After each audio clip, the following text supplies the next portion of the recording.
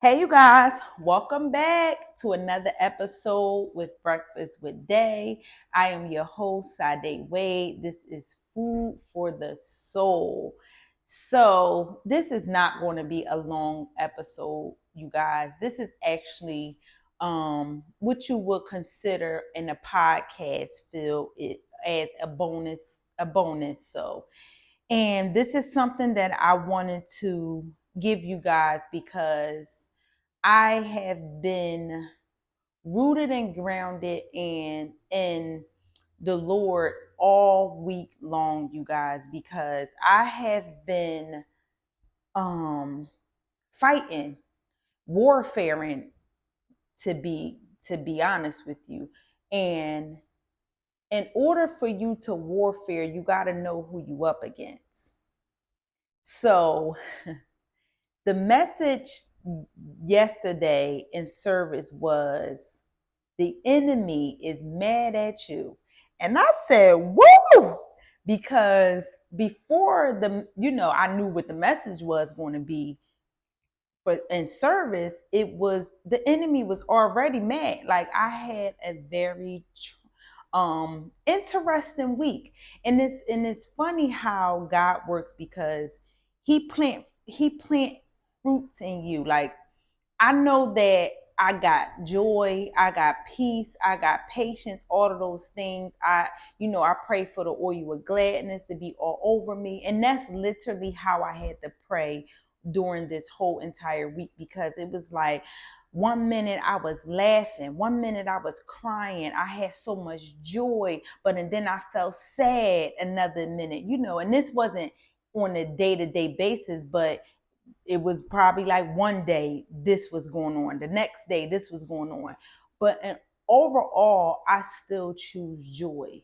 So I guess the encouragement that I'm trying to give you all is regardless of what, you have to know that when you are in warfare and when you know that you are fighting against something, you got to know who your adversary is. You have to know that you're fighting against the enemy because he mad, especially because if he at one point in time in your life he had you, he felt like he had you, because because of your actions or the choices you were making. But overall, when you are chosen by God, He's going to get the glory from your life.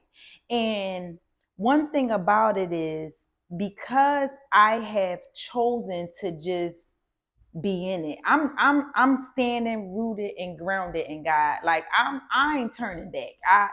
And the enemy know that. He like, oh yeah, and what I can begin to think about, and this was on my spirit, in my heart all week long. I just couldn't help but think about Job. I really couldn't help but to think about Job. And I think I talked about Job before on here, but I didn't go in depth. And I probably won't go too much in depth either this time. But I will say this: Job went through a lot. But one thing about it was God gave the enemy permission. He gave him permission. And you might be, if you don't know the story, you might be like, huh? But go back and read the story. He gave him permission because he know that he had his hand over Job's life. So if he got his hand over your life, when I was going through whatever I was going through, I know God had his hand over my life. So whatever darts the enemy was throwing, even if they hit me, I know that I'm still stronger. Even I'm stronger in him, even if I feel weak. Even if they hit me, I knew how to dodge. Even if they hit me, I knew how to not even allow the enemy to know that they hit me. I knew to keep pressing and pushing and keep praying and reading or doing whatever I needed to do to show God that I'm still here. Lord, I still chose you. No matter what, I still chose you. It might look so messed up from the outside, but I still chose you. So when I thought about my life and what was transpiring through the past week was, I just couldn't help but think about Job. And just how, like I said, God allowed the things to happen. He allowed his whole family to be wiped out, his businesses, everything to be wiped out, just so he can give him new ones, just so he can give him a new family, just so he can give him abundance and more than what he even had before. So when I think about what I've been through, I couldn't help but think about Job. No, what I was going through wasn't as bad as his, but that's one thing that we got to stop doing. You don't have to go through something as worse as somebody else for your situation just to be made for you. My situation and things and long suffering that I have been going through was designed for Sade. So at the end of the day, it wasn't as drastic as me losing someone, but it was bad. It was bad enough for me to cry and weep to God and say, okay, Lord, regardless, I still chose you. Sometimes though, to be honest with you all, I can't even believe that, like, I go through and I'm warfaring and I'm praying and but I still will be like, Lord, I still chose you. And it's funny because, well, it's not funny, but when I just think about it, it just be like, okay, that's really in my heart. It has to really be in your heart for you to still say, I choose you, Lord. Because first you chose me, but I still choose you. I choose you, I choose you, I choose you, I choose you. So my what I want you all to understand is, as believers, we are not exempt to the things that's happening around us, to us. And half of it, if you've been through what I've been through, you ain't even do nothing. You didn't even do nothing wrong. And so that's what's really kind of like make it kind of worse, because Job didn't do nothing wrong, y'all. He didn't do nothing wrong.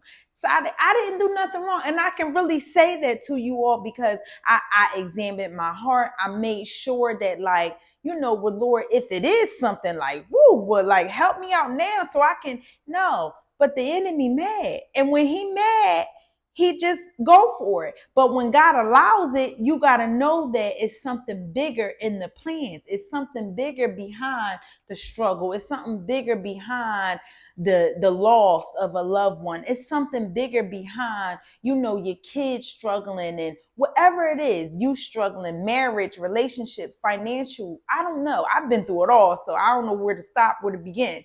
But I'm just naming a few. And like I said, as a believer and someone that has been through a heck of a lot, I will say that I still chose God because he chose me first. And at the end of the day, he's the only person, the only being that I know that never gave up on me. That regardless of what, even if I don't say it at the time, I can still come to him being very vulnerable in my most humblest form and just say, Lord, this ain't right. Please excuse the background, you guys. I do record from my suite. This is the waiting area, so I do record the visuals, and this is a visual. So if you hear buses and trolleys and cars, just ignore it. Don't let it be a distraction.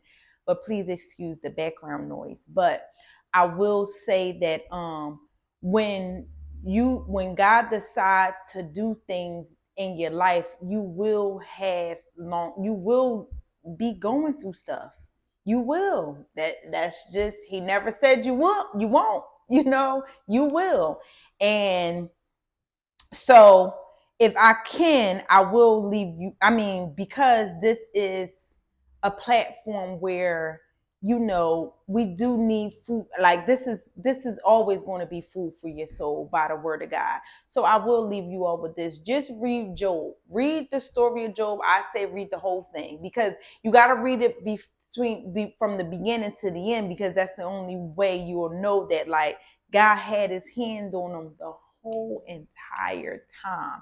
And even when and sometimes it looked worse before it gets better. or how about this? Not even look worse. It gets worse before it even gets better. And that's how what I'm still experiencing. Like it's looking like it's getting worse, but I also know God has a way bigger plan, a way bigger plan. So I pray, I truly, truly, truly pray that that encourage someone, that someone will be like, you know what? I've been going through, but I'm not too prideful. I'm not, God, you didn't send your son Jesus to come to condemn me. I can come to you even if I just sin, even if I can come to you wherever. If he chose to use you right where you are, allow him to use you for his glory. It doesn't matter about what you did or what you're not doing, or you feel like you ain't this or you ain't that. Don't do that. Don't even do that to yourself, because you ain't doing nothing but wasting time. That was another word that the preacher preached yesterday, and I caught it. I caught it, and I said, you know what? I might have been wasting a lot of time back then, because that's all we do when we keep running from God. We're just wasting time. We really just wasting time. Stop wasting time. Stop running. Don't run. Don't waste time. Do what God called you to do, because we all trying to figure out our purpose, and your purpose is already laid out for you. You just gotta walk in it. You just got to walk in it.